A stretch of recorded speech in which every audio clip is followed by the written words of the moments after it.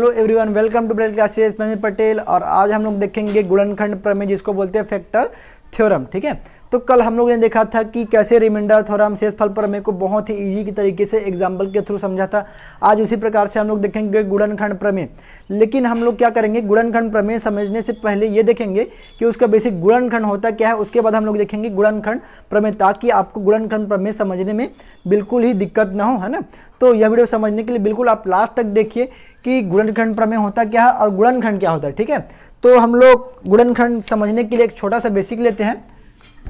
जैसे कि मैं क्या कर दूं, 25 को 25 को 5 से भाग दे दूं तो ये कितने बार में जाएगा, 5 टाइम में 5 बार में चले जाएगा और कितना हो जाएगा, ये 25 है ना। और यहाँ पे कितना आ जाएगा, इसमें सब्ट्रैक्ट करूँगा, माइनस करूँगा तो ये 0 हो जाएगा। ठीक है, तो यहाँ पे देखो जब जब किसी के पहाड़े में जो भाज्य रहता है वो पूरी बार जाता है ना और शेषफल 0 जाता है, तो हम लोग बोल सकते हैं कि जो 5 है, जो ये 5 है 25 का एक गुणनखंड है। इसका मतलब क्या है, देखो मैं क्या कर सकता हूँ, 25 को क्या कर सकता हूँ, 5 गुणा 5 बराबर कितना होगा, 25। तो एक बात बताइए, देखो ये 5 जो है इस 25 का एक गुणनखंड, जैसे कि मैं इस 5 में ये देखो एक खंड, ये दूसरा खंड है ना, मतलब ये हम बोल सकते हैं कि ये पहला खंड दूसरा खंड ऐसा गुणनखंड। गुणनखंड मतलब ये पूरा खंड खंड में अगर सभी को गुणा करूंगा तो क्या आएगा, 25 आएगा। तो इसका मतलब ये है कि जब जब शेषफल शून्य आएगा तो मतलब ये क्या है कि जो अपना भाजक दिया रहेगा वो भाज्य का गुणनखंड होता है। ठीक है, जैसे कि मैं और क्या कर लूँ, मैं एक और एग्जाम्पल लेता हूँ जिससे आपको और अच्छे से क्लियर हो जाए। जैसे कि मैं क्या करता हूँ, 4 से 20 को भाग देता हूँ। ठीक है, तो ये कितने बार में जाएगा, ये भी 5 बार में जाएगा और कितना हो जाएगा, ये 20 है ना। यहाँ पे भी शेषफल क्या आ जाएगा, 0 आ जाएगा। तो यहाँ पे भी देखो शेषफल 0 आ रहा है। तो मैं देखो बताना क्या चाह रहा हूँ, इसको मैं क्या कर सकता हूँ, 4 ये गुणा 5 ये कितना आ जाएगा, 20। ठीक है, तो देखो अगर मैं गुणनखंड की बात करूँगा, जैसे कि यहाँ पे मैं बोलूँगा 4 जो है 20 का एक गुणनखंड है, मतलब 4 जो है 20 का गुणनखंड है क्योंकि शेषफल 0 आ रहा है। तो इसका मतलब क्या है, गुणनखंड का मतलब क्या है कि जो अपना भाजक दिया रहेगा उसके पहाड़े में जो भाज्य है वो आता है, पूरी बार में चले जाता है। ऐसा नहीं है कि कुछ रिमाइंडर बचा। ठीक है, जैसे कि यहाँ पे रिमाइंडर नहीं बचा है, इसीलिए क्या होगा, ये 4 जो है 20 का गुणनखंड होगा, यहाँ पे जो 5 जो है 25 का गुणनखंड होगा। ठीक है, एक और एग्जांपल लेते हैं जिससे आपको थोड़ा सा मतलब क्लियर ही हो जाए। ठीक है, तो मैं क्या कर लेता हूँ, 3 और ये कितना कर लेता हूँ, 18 कर लेता हूँ। तो ये कितने बार में जाएगा, 6 टाइम में जाएगा, कितना हो जाएगा, 18 है ना। और ये क्या हो गया, 0। ठीक है, तो यहाँ पे भी देखो अब हम इसको क्या कर सकते हैं, 3 × 6 = कितना हो जाएगा, 18। तो यहाँ पे भी देखो जो 3 है ये 18 का एक फैक्टर है। अगर मैं इस 3 में मतलब ये 6 का गुणा करूँ क्या आ जाएगा, 18 आ जाएगा। तो ये जो 3 है ये 18 का एक फैक्टर है। यहाँ पे 20 का फैक्टर क्या है, 4 है। यहाँ पे 25 का फैक्टर क्या है, 5 है। ठीक है, तो यही चीज़ आपको समझना है कि फैक्टर मतलब होता क्या है, कि मतलब उसके अगर उसका मैं एक क्या बोलते पहाड़ा पढ़ूँ, है ना, तो वो पूरी बार में जाता है ना। कोई भी ऐसा नहीं होता कि मतलब कुछ बच जाए। जैसे कि यहाँ पे देखो अगर इसी को मैं क्या कर देता, 4 और एक क्या कितना कर देता, 21। ठीक है, तो अब यहाँ पे क्या हो जाएगा, देखो ये कितने बार में जाता, 5 बार में, और कितना हो जाएगा, 20 हो जाता है। और यहाँ पे देखो शेषफल कितना आ गया, 1 आ गया। तो अब बताओ, अब ये बताओ कि मैं क्या 4 गुणा 5 करूंगा तो ये 21 मिल जाएगा, नहीं मिलेगा ना। ठीक है, तो देखो यहाँ पे जब सब शेषफल बचता है तो हम यहाँ पे ये नहीं बोल सकते कि जो 4 जो है 21 का गुणनखंड है। ठीक है, आप इसको बिल्कुल समझिए कि मैं क्या बताना चाह रहा हूँ। तो ये बिल्कुल क्या है, ये गलत है। ठीक है, आप बिल्कुल इस चीज़ को ध्यान में रखिए कि गुणनखंड का मतलब क्या होता है। ठीक है, तो मैं ये ऐसा करता हूँ कि ये जो छोटा सा बेसिक चीज़ है गुणनखंड है वो आपको समझ में होगा। अब हम लोग देखते हैं कि गुणनखंड प्रमेय होता क्या है। ठीक है, तो चलिए तो अब हम लोग देखते हैं फैक्टर थ्योरम गुणनखंड प्रमेय। तो गुणनखंड प्रमेय बोलता क्या है, कहता क्या है, यदि बहुपद f(x) को x - a से भाग देने पर शेषफल f(a) = 0 हो तब x - a f(x) का एक गुणनखंड होता है ना। तो यहाँ पे भी देखो हम लोग जो अभी बेसिक देखे, जहाँ पे क्या था, शेषफल 0 आ रहा था, तो क्या बोले थे वहाँ पर, जैसे कि मैं एक एग्जांपल लिया था, जो 5 है वो 25 का एक गुणनखंड होगा, है ना। तो ऐसे ही अगर शेषफल 0 आ जाता है तो यहाँ पे क्या बोल रहा हूँ, यहाँ पे जो 5 की जगह में क्या है, यहाँ पे x - a, तो जो x - a है एफ एक्स का, ये एफ एक्स जब मान सकते हैं कि ये 25 है, ठीक है। तो जो एक्स माइनस ए है एफ एक्स का एक गुणनखंड होगा, ठीक है। जो आप वो जो मैं बताया था बेसिक, उससे आप रिलेट करिए तो अब बिल्कुल आपको इजी तरीके से समझ में आएगा कि ये क्या बोल रहे हैं। तो पहले देखते हैं, इसका प्रूफ देख लेते हैं जिससे आपको अच्छे से समझ में आए, ठीक है। तो हम देख लेते हैं प्रूफ। तो प्रूफ के लिए क्या करते हैं, हम लोग मालूम है कि शेषफल प्रमेय से, शेषफल प्रमेय से इसे क्या होता है, यदि एफ एक्स को एक्स माइनस ए से भाग देने पर शेषफल क्या होता है, आप लोग बताओ क्या होता है। हम लोग क्या हुआ था वहां पे, एफ ए हुआ था, ठीक है। ये एफ ए होता है, ये आपको मालूम है, आप लोग शेषफल प्रमेय में देख चुके हो, ठीक है। तो अब हम लोग क्या करते हैं, जो अपना मोस्ट इम्पॉर्टेंट फार्मूला है, क्या, अपना भाज्य बराबर भाजक गुणा भागफल और ये प्लस शेषफल, ठीक है। तो यहाँ पे अब हम लोग लिख लेते हैं कि यहाँ पे भाज्य क्या है, एफ एक्स है, ठीक है। अब उसके बाद भाजक क्या है, अपने पास भाजक एक्स माइनस ए है।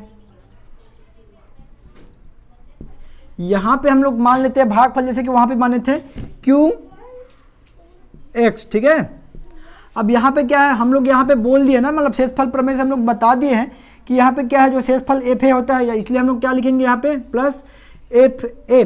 वहाँ पे जब हम लोग शेषफल देखे थे तो वहाँ पे क्या देखे थे हम लोग, यहाँ पे आर लिखे थे, या लेकिन यहाँ पे हम लोग क्या किए, एफ ए लिखे हैं, क्योंकि देखो वहाँ पे हमको नहीं मालूम था, वहाँ पे सिद्ध करना था कि r is equal to f a होता है, लेकिन यहाँ हमको पता है कि शेषफल क्या होता है, एफ ए होता है, इसीलिए हम लोग यहाँ पे क्या लिखे, डायरेक्टली एफ ए लिखे, ठीक है।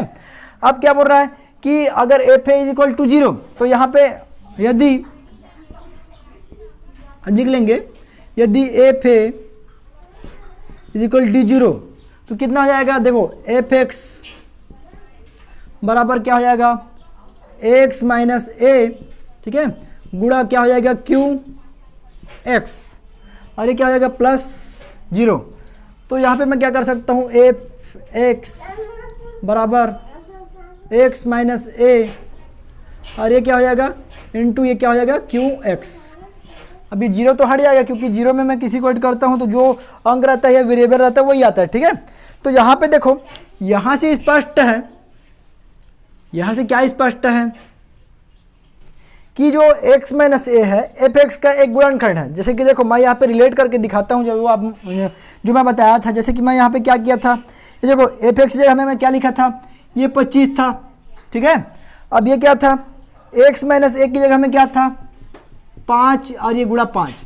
तो देखो आप इसको थोड़ा सा रिलेट करो तो क्या हो जाएगा, देखो ये जो 5 है ना, ये x माइनस ए है, और ये क्यू एक्स है, ये यही क्या है, वो भाग फलाया था, ठीक है। अब ये क्या है, एफ एक्स क्या है, ये भाजक। तो ये जो 5 है वो 25 का एक गुणनखंड है, तो वैसे क्या है, एक्स माइनस ए जो है एफ एक्स का एक गुणनखंड है। तो स्पष्टता हम लोग लिख सकते हैं, स्पष्ट है बोल के, स्पष्ट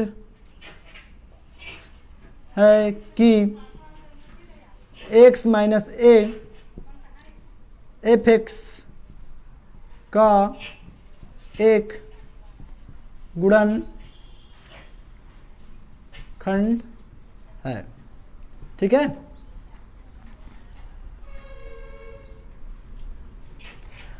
आशा करता हूं कि आपको बिल्कुल समझ में आया होगा कि यहाँ पे कहीं पे भी डाउट नहीं आना चाहिए, क्योंकि मैं बहुत बेसिक से बताया हूँ कि कैसे इन चीज़ों को रिलेट करते हैं हम लोग पहले, इसीलिए मैं एकदम छोटा सा बेसिक लिया था। जैसे कि यहाँ पे क्या लिया था 25, जिसको मैं लिख सकता हूँ 5 गुणा 5, है ना।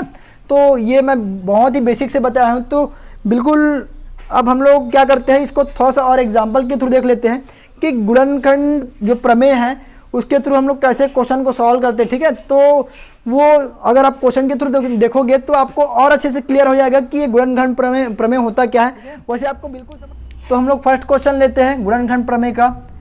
क्या x-2 बहुपद p p x is equal to कितना है, x cube minus 3x² plus 4x minus 4 का एक गुणनखंड है। या इसी को बोल सकते हैं is x minus 2 a factor of polynomial p x is equal to x cube minus 3x² plus 4x minus 4। ठीक है, तो यहाँ पे पूछ रहे हैं कि क्या x माइनस 2 बहुपद x cube minus 3x² plus 4x minus 4 का एक गुणनखंड है। तो गुणनखंड होने के लिए क्या चाहिए, शेषफल क्या आना चाहिए, शून्य आना चाहिए, 0 आना चाहिए। तो हम लोग लिख सकते हैं, क्या लिखेंगे, देखो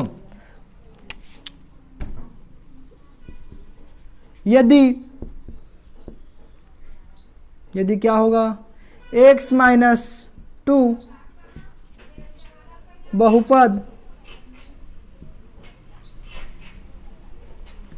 P x is equal to x cube minus 3x का स्क्वायर प्लस 4x माइनस 4 का गुणनखंड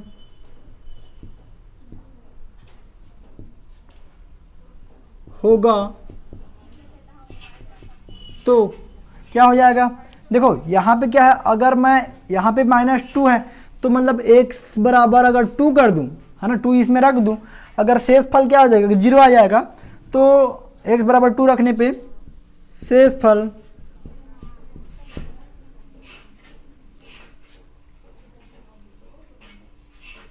शेषफल 0 होगा, शून्य होगा। ठीक है,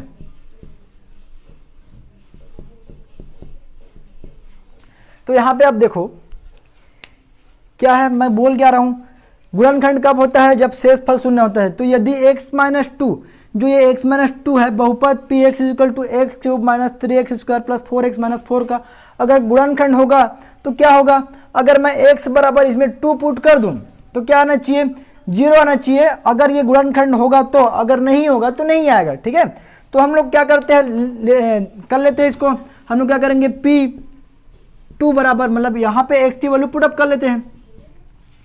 अब यहाँ पे क्या हो जाएगा, देखो एक्स क्यूब की जगह मैं क्या करूँगा, 2 की पावर क्या हो जाएगा 3 माइनस 3 इंटू कितना हो जाएगा, ये 2 का स्क्वायर हो जाएगा, फिर कितना हो जाएगा प्लस 4 इंटू 2 माइनस 4।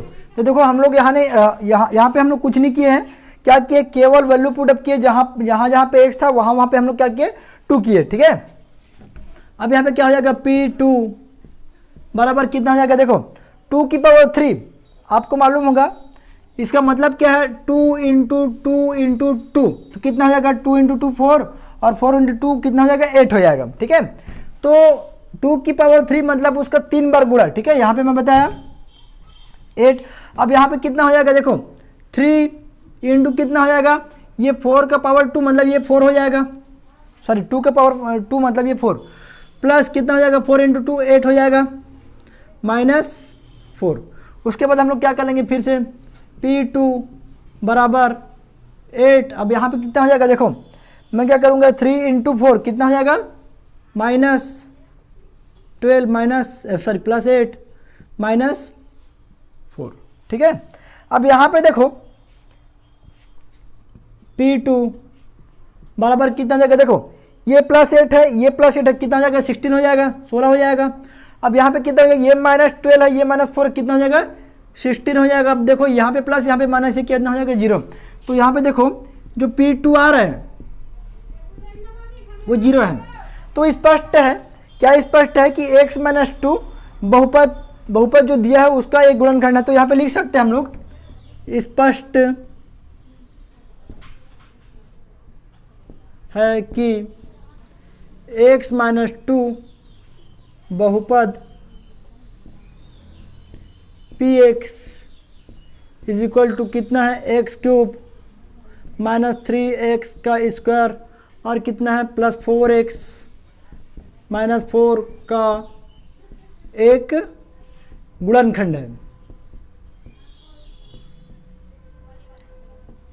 ठीक है, तो बिल्कुल आपको समझ में आएगा कि हम लोग देखें कि कैसे हम लोग ये पता लगाते हैं कि अगर शेषफल शून्य है तो क्या होता है, जो अपना भाजक दिया होता है वो भाज्य का गुणनखंड होता है। ठीक है, तो अगर आपको समझ में नहीं आएगा बिल्कुल आप कमेंट करके बताइए कि आपको थोड़ा बहुत भी डाउट आ रहा है कि नहीं आ रहा है, कि आ रहा है कि नहीं आ रहा है ना।